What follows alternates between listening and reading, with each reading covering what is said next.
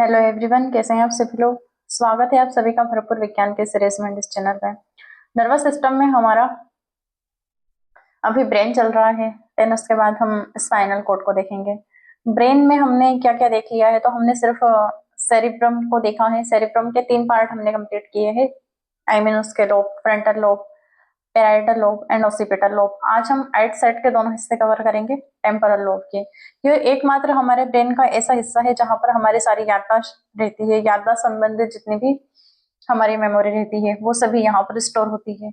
यदि हम कुछ बोलते हैं या फिर हमें कुछ सुनाई देता है, मान लो हमारे कान भी खराब होते हैं, सो हमारे कान भी सही होते हैं, लेकिन हमें फिर भी सुनाई ना दे, आई मीन हमारा टेम्पोरल लोब खराब हो जाए, तो हमें सुनाई तो देता है लेकिन कोई इंसान बोल क्या रहा है वो हम समझ में नहीं आता है।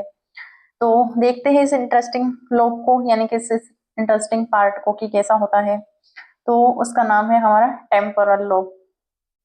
ठीक है, ये कौन सा होता है हमारा टेम्पोरल लोब। हमने फ्रंटल लोब देखा था जहां पर हमारी हमारी पर्सनालिटी डेवलप्ड होती है, हमारा बिहेवियर डेवलप्ड होता है।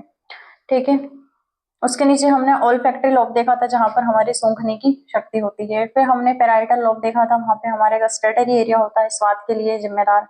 और हमारा जो ओसिपिटल लोब होता है वो मेन रूप से हमारा विजनरी एरिया कलेक्ट करता है, जहां पर हम देखते हैं, हमें दिखाई देता है, लेकिन वो एग्जैक्ट रूप में वो इमेज कैसी होती है, कितनी दूरी पर है, उसमें मोशन होता है या नहीं, वो सब कौन कंट्रोल करता है, हमारा ओसिपिटल लोब करता है। ठीक है, पैराइटल लोब में एक वर्निकल एरिया होता है जो हमारे कैलकुलेशन के लिए जिम्मेदार होता है। ठीक है, तो आज हम देख लेते हैं हमारा टेम्पोरल लोब कि वो होता कैसा है। तो आइए बिना कुछ देरी किए हम अपने टॉपिक की शुरुआत करते हैं।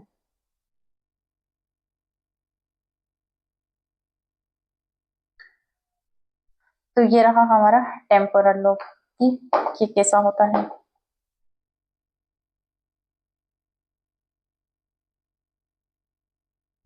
इसे हम हिंदी में लौकिक खंड भी बोल देते हैं कि हमारा टेम्पोरल लोब कैसा होता है, यानी कि हमारा लौकिक खंड कैसा होता है।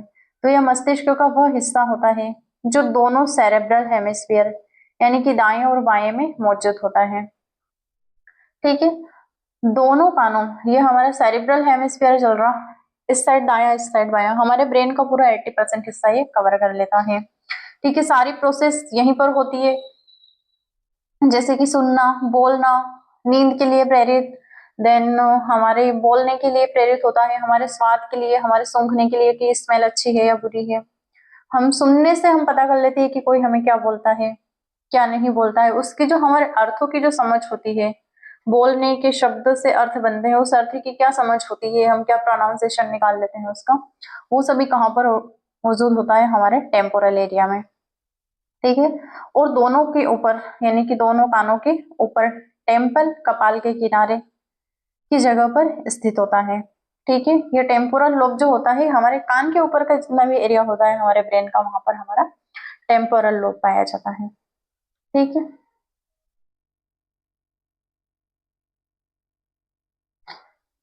अब इसका लोकेशन देख लेते हैं।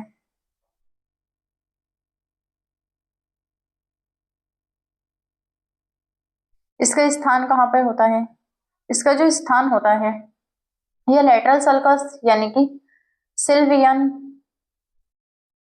सिल्वियन फिजर में के नीचे पाया जाता है। ये हमारी एक गायरस होती है, उसके नीचे पाया जाता है सिल्वियन फिजर्स में। ठीक है, इसके पीछे ओसिपिटल लोब और ऊपर पैराइटल लोब मिलता है। हमारा जो टेम्पोरल लोब होता है वो कुछ इस ऐसी स्थिति में होता है जिसके पीछे ओसिपिटल लोब होता है, ऊपर पैराइटल लोब होता है, देन सामने फ्रंटल लोब होता है, और यहाँ पर दोनों साइड पे टेम्पोरल लोब होता है, कान के ऊपर मिलता है, आगे की तरफ फ्रंटल लोब जुड़ा हुआ होता है। ठीक है,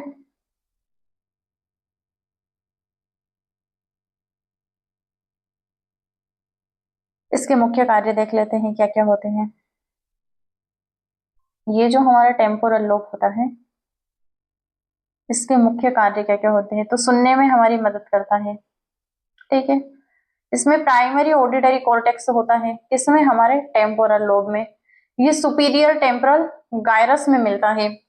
ठीक है, हमारा जो हेरिंग होता है यानी कि हमारी हेरिंग न्यूरॉन होती है, ये सभी न्यूरॉन, इनमें जो डॉट डॉट डॉट डॉट दिखाई देते हैं, ये सभी मैसेज को लेकर जाती है। ठीक है, ये सिर्फ डिजाइन के लिए नहीं लिया है ये बैकग्राउंड समझ के लिए लिया है कि हमारी एग्जैक्ट में हमारा जो सिस्टम होता है वो सभी कौन करता है, कौन कौन से पार्ट में, ये सभी न्यूरॉन होते हैं और इन्हीं का कार्य होता है कि ये मैसेज को प्रदान करती है, ये समझती है, फिर ये अपना रिएक्शन देती है। तो ये ध्वनियों को पहचानता है कौन, हमारे टेम्पोरल लोब में जो न्यूरॉन पाए जाते हैं वो ध्वनियों को पहचानने में उसकी मदद करते हैं और अर्थ को समझता है।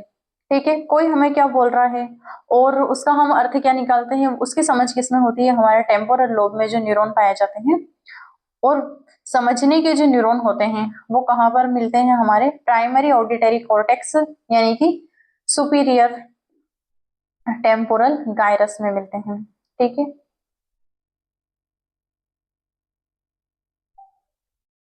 अब भाषा का भी ज्ञान, भाषा और वाणी, ये वर्निक्स एरिया भाषा और वाणी के लिए जिम्मेदार होता है हमारा। ये कहाँ पर मिलता है, वर्निक्स एरिया, ये लेफ्ट हेमिस्फीयर में भाषा को समझने के लिए होता है। हमारे टेम्पोरल लोब के लेफ्ट साइड में कौन सा भाषा के लिए जिम्मेदार होता है। अगर यह क्षेत्र क्षतिग्रस्त हो जाए यानी कि डैमेज हो जाए तो इंसान को बोली में तुरंत सुनाई देगी।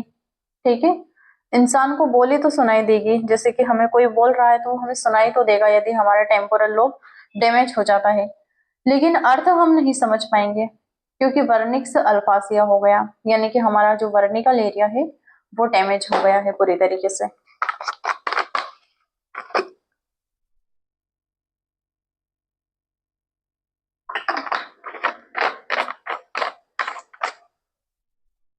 जैसे कि हमारा दरवाजा खुलता है या फिर लगता है, हमारा जो गेट है वो ओपन होता है या लगता है तो हमें पता चल जाता है कि हाँ ये ओपन हो रहा है या लग रहा है, लेकिन सुनाई दिया फिर हमने समझा कि हाँ ये लग रहा है या ओपन हो रहा है। ठीक है, कुछ इस प्रकार से यदि हमारा टेम्पोरल लोब डैमेज हो जाता है तो इस क्षेत्र, यदि ये वाला जो डैमेज हो जाएगा तो क्या होगा, दरवाजा खुलेगा और लगेगा, वो सुनाई देगा लेकिन समझ में नहीं आएगा कि ये खुल रहा है या फिर लग रहा है। अब ये हमारी मेमोरी के लिए भी जिम्मेदार होता है, ये यही वाला एरिया हमारा टेम्पोरल लोब जो मेमोरी के लिए जिम्मेदार होता है। ठीक है, टेम्पोरल लोब में हिप्पोकैम्पस स्थित होता है जो सीखने और दीर्घकालिक स्मृति यानी कि लॉन्ग टर्म मेमोरी जो होती है उसको कंट्रोल करता है। कौन करता है, हमारा ये वाला एरिया, कौन सा, टेम्पोरल हिप्पोकैम्पस में स्थित होता है। इसलिए याददाश्त से जुड़े रोग यानी कि अल्जाइमर डिजीज जो होती है वो सबसे पहले हिप्पोकैम्पस को प्रभावित करती है। यदि हमें अल्जाइमर डिजीज होगी यानी कि भूलने की बीमारी, तो वो कहाँ पर होगी, वो हमारे सबसे पहले हमारे ब्रेन के हिस्से में हिप्पोकैम्पस में प्रभावित करेगा हिप्पोकैम्पस को। क्यों, क्योंकि सारी जो जानकारी होती है वो कहाँ पर होती है, हमारे टेम्पोरल लोब में। ठीक है, ये रहा हमारा टेम्पोरल लोब, कुछ इस प्रकार से दिखाई देता है। ये ऐसा आगे भी मिल गया है देन पीछे भी मिल जाता है, ये कहाँ से खसक रहा है। ठीक है, ये आगे भी मिलता है यानी कि दोनों साइड में मिलता है। इतना इतना पोर्शन होता है, हमने देखा था हमारा फ्रंटल लोब हो गया था, यहां से यहां तक का हो गया था हमारा पेराइटल लोब। पीछे वाला एरिया इतना इतना, ये इतना इतना एरिया, ये कौन सा हो गया, frontal parietal and occipital lobe हो गया। इनको कलर से कर लेते हैं, ये हो गया हमारा फ्रंटल लोब। ठीक है, अब ये हो गया हमारा पेराइटल लोब। नीचे वाला कौन सा कलर लूं, मुझे कलर करना अच्छा लगता है, ये वाला हो गया हमारा ओसिपिटल लोब और इसके पास वाला हो गया हमारा टेम्पोरल लोब। ठीक है, ये वाला जो टेम्पोरल लोब होता है ये क्या कार्य करता है, हमारी सुनने में यानी कि हमारा ऑडिटरी कॉर्टेक्स एरिया होता है ये, जहां पर हमें सुनाई देता है, कानों से हम सुनते हैं और यही एरिया हमारे शब्दों का निर्माण करता है और अर्थ को समझता है। कि एग्जैक्ट में क्या अर्थ निकलेगा उन शब्दों का। ठीक है, ये अर्थ को समझने के लिए जिम्मेदार होता है। ठीक है, तो ये अर्थ को समझने के लिए जिम्मेदार होता है हमारा टेम्पोरल लोब। कहाँ पर पाया जाता है ये? हमारे कानों के पास। ये हमारे कान के पास मिलता है, यानी कि कान के ऊपर मिलता है। ठीक है,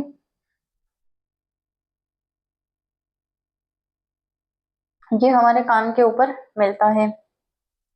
क्या कार्य करता है? सुनने में मदद करता है। ये सुनने में मदद करता है। दीर्घकालिक मेमोरी की रक्षा करता है। दीर्घकाल तक याद रखना, दीर्घकाल स्मृति की रक्षा करता है। ठीक है, आगे देखते हैं क्या होता है। ये रहा हमारा टेम्पोरल लोब। यहाँ पे ये हमारा इतना इतना जो पोर्शन होता है, कल हम इसके बारे में पढ़ेंगे। इसको क्या हो रहा, कलर का नहीं चल रहा।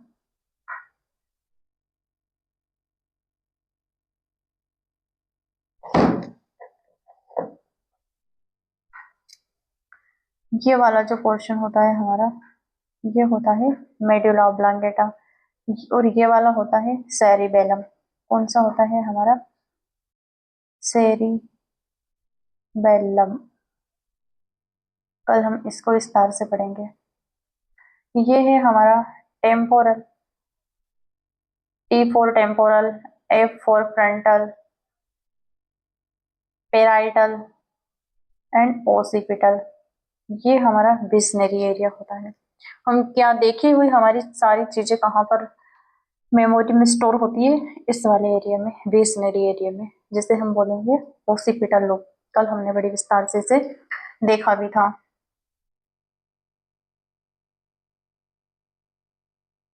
ये टेम्पोरल लोब। अब स्मृति को याद कर लिया, कुछ यहाँ पर मिलता है। ये हमारे कानों की हड्डियां हो गई, इसको जूम करके दिखाते हैं। ये रहा, ये मेरियस इनकस स्टेपिस। ठीक है, और कान का इतना जो पोर्शन होता है यहाँ पर मिलता है। ये इतना इतना एरिया कहाँ पर मिलता है? हमारा टेम्पोरल लोब हो गया। ठीक है,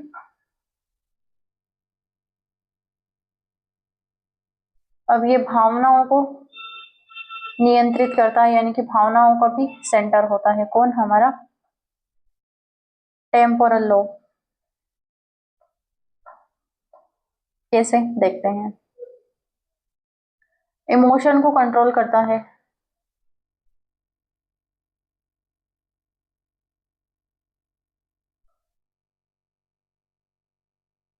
एमिगडाला। ठीक है, जो डर, गुस्सा और भावनात्मक प्रतिक्रियाओं को नियंत्रित करता है। ये भी हमारे टेम्पोरल लोब का एक एरिया होता है, एमिगडाला। ठीक है, जो डर, गुस्सा और भावनात्मक प्रतिक्रिया को नियंत्रित करता है, टेम्पोरल लोब में ही पाया जाता है। ठीक है, वैसे सारे इमोशन जो जनरेट होते हैं वो कहाँ से होते हैं? हमारी हाइपोथैलेमस से। लेकिन ये एक एरिया होता है एमिगडाला, जो डर, गुस्सा और भावनात्मक जितनी भी प्रतिक्रियाएं होती है उनको नियंत्रण करता है।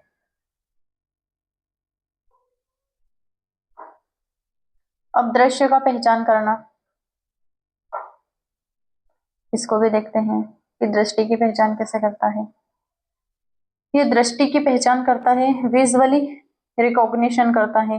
ये चेहरे, वस्तुओं और दृश्यों को पहचानने में भी मदद करता है। कौन? हमारा टेम्पोरल लोब। इसलिए इसे फेस ब्लाइंडनेस यानी कि प्रोसोपैग्नोसिया यदि किसी को बीमारी होती है तब होती है जब टेम्पोरल लोब का विजुअली एसोसिएशन क्षेत्र प्रभावित होता है। यानी कि हम चेहरा देखकर पहचान नहीं पाते हैं कि ये व्यक्ति या वस्तु कौन है। तब हमें कौन सी बीमारी होती है? प्रोसोपैग्नोसिया। यदि यह बीमारी होती है तो वो होती भी कब है? जब हमारा टेम्पोरल लोब का विजुअली एसोसिएशन जो एरिया होता है वो डैमेज हो जाता है, तब हमें ये बीमारी होती है। कौन सी? Face blindness. ठीक है,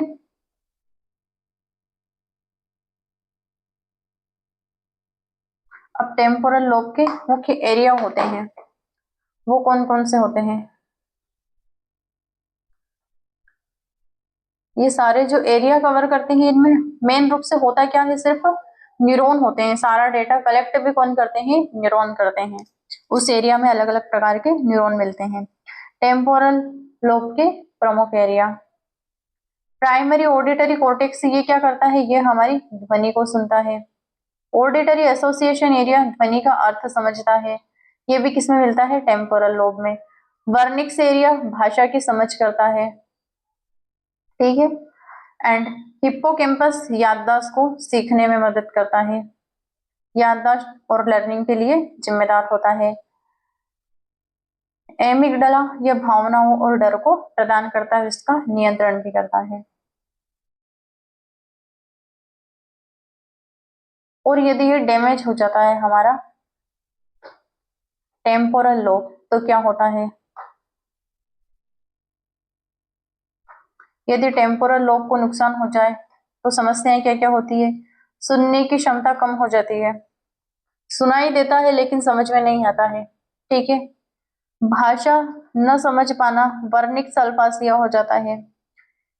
नीचे यदि नई चीजें याद न रहना, इंटेग्रेटेड एमनेसिया हो जाता है, नई चीजें याद नहीं रहती है।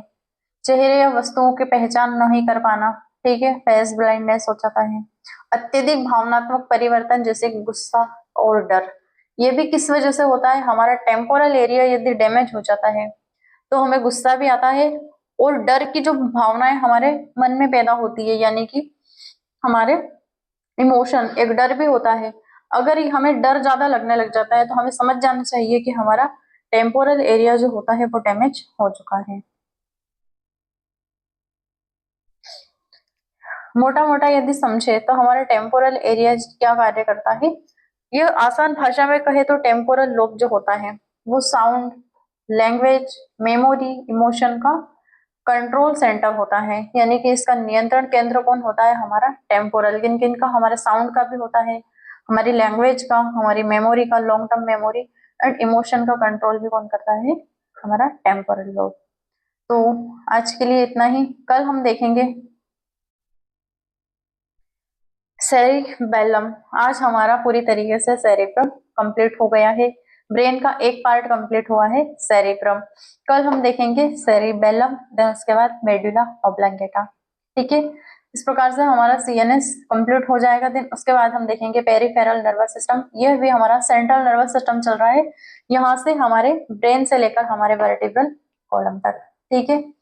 तो आज के लिए इतना ही, कल हम देखेंगे नया नया टॉपिक क्या, हमारा नर्वस सिस्टम का ही नया पार्ट, ठीक है। तो क्लास को देखते रहिएगा, पढ़ते रहिएगा।